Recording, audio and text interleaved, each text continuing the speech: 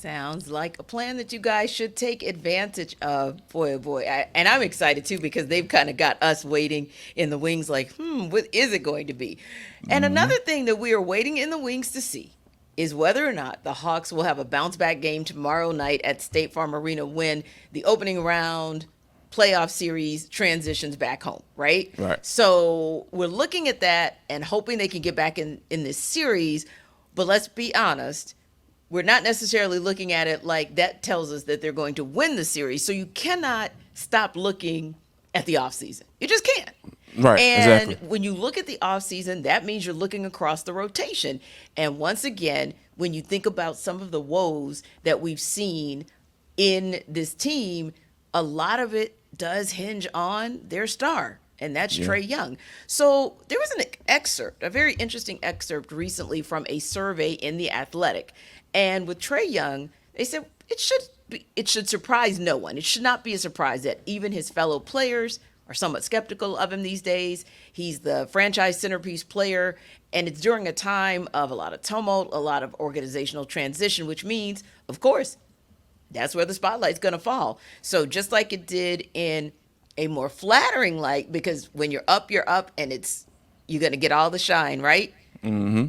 When you're down, you're going to get a lot of spotlight as well. It just might not be the spotlight you want. So do you feel like people are still waiting for that run type situation, or they're still evaluating Trae Young and, for that matter, the Hawks, on what happened 2 years ago, and therefore, based on them getting to the Eastern Conference Finals and taking the Bucks to 6 games, are they using that to say, okay, he's overrated because look who the Hawks have been these last 2 seasons since that run?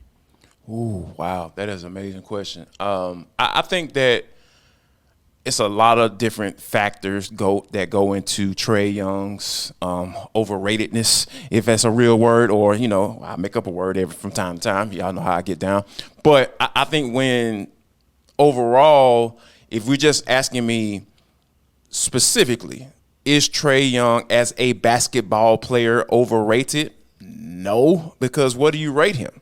Is he a super? Well, I've never heard people saying that Trae Young is a superstar or he's one of the best players in the league. I've heard and seen that he's a fringe all-star player. And that's kind of how I look at him. That's how I look at him. He's a really good basketball player who I feel that are certain things that he can do to become a better basketball player and eventually get to that superstardom that he seems like he wants. So I'm not going to sit up here and say the man is overrated, but I will say that some of those other factors, you got 2 coaches that got fired, and both of them look like you.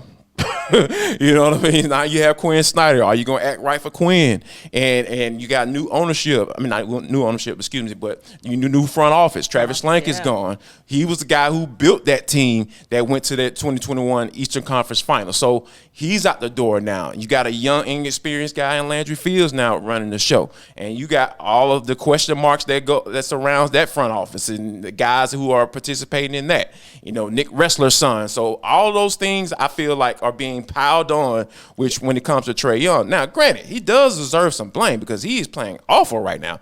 And like this entire season has been not been good, specifically shooting from the 3-point line. So I think that when all these factors, kind of come together, people okay, they look at the situation like, yeah, he is overrated. Nah, I'm not going to go that far. But I will say that he does deserve some blame for some of the things that have gone down, specifically when it was Lloyd Pierce and also with Nate McMillan and not being able to handle his grown man stuff. I just use that. He's not being able to be a grown man when it comes to certain situations. Yeah. I just feel like people are just going to put that into the equation and say, you know what? Yep, he's overrated.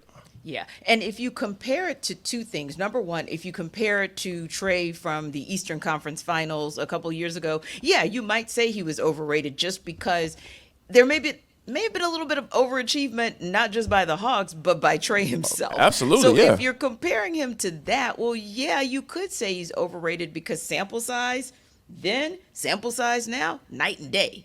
Night and day. So if that's your comparison. Also, if your comparison is that you expected him to evolve his game after that run, then yeah, you could say he's overrated because the game hasn't evolved enough in critical areas, right? Right. So I can understand why his fellow players, coaches, and the like would say he's overrated, but I also think that that is a premature rating Yeah. because we are talking about someone who's 4 years into his career.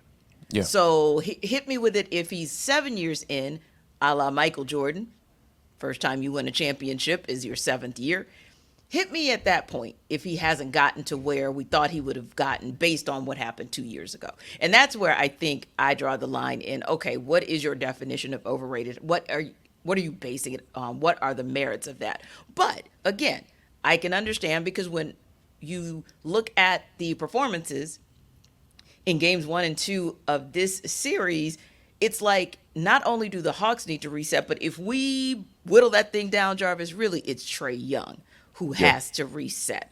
Yeah. And to me, Trae Young, and there are a couple others I want to talk about, but him in particular, and I was thinking about this, as we move closer and closer to the offseason, to me, one of the bright spots of this run when it ends is going to be the move to get Quinn Snyder when the Hawks did. Because now he has a serious sample size. He's got almost a third of the season's worth of sample size. He's got a play-in game and some playoff games to see who can step up when there's pressure. He has an opportunity also to show us, Jarvis, if he can make the right moves as well. The right move was to bring him in, but he needs to show us as well what kind of adjustments he can make in this must-win game, starting with Trae Young.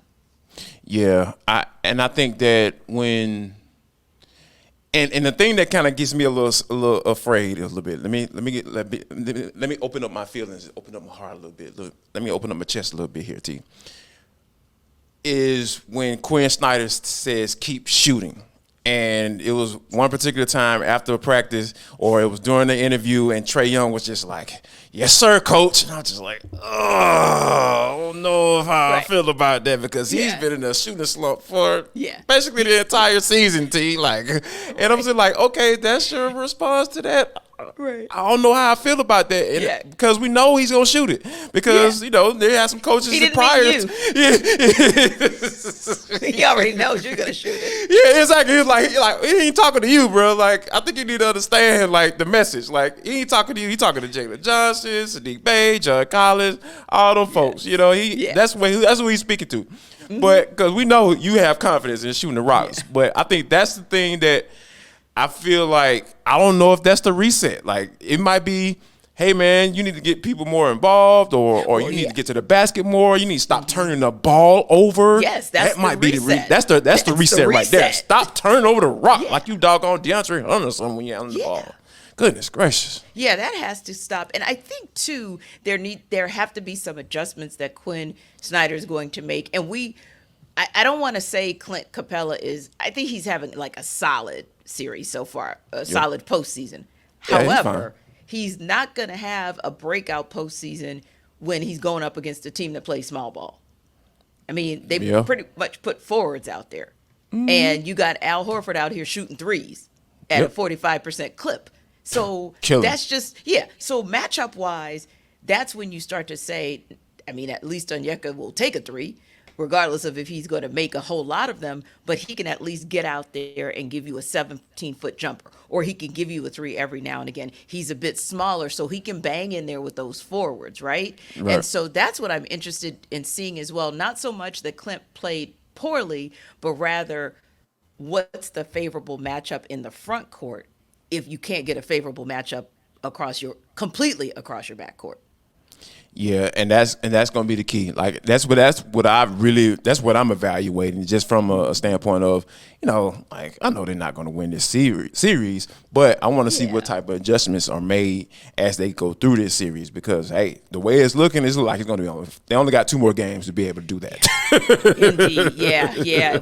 If we get what we got in the first 2 games, then we only have 2 games left. But if you want to know what we think about that game heading into the game, or if you want to know what we think about the Braves heading into their final 3 games on this road trip, check us out, everydayers. Do what you do. Come through and tell us what you think as well. What are your thoughts on what you want your expectations out of this Hawks Celtics series? What are your expectations out of the Braves as we're getting good news about Michael Harris II and others who are slowly but surely bringing themselves back on the field or on the mound in the case of others? So tell us about it because you're everydayers. We actually take what you say seriously and we appreciate you. So don't forget, stop by ATL wherever you download your podcasts. Listen in and don't forget, please tell a friend because there are enough seats at the table for every dayer.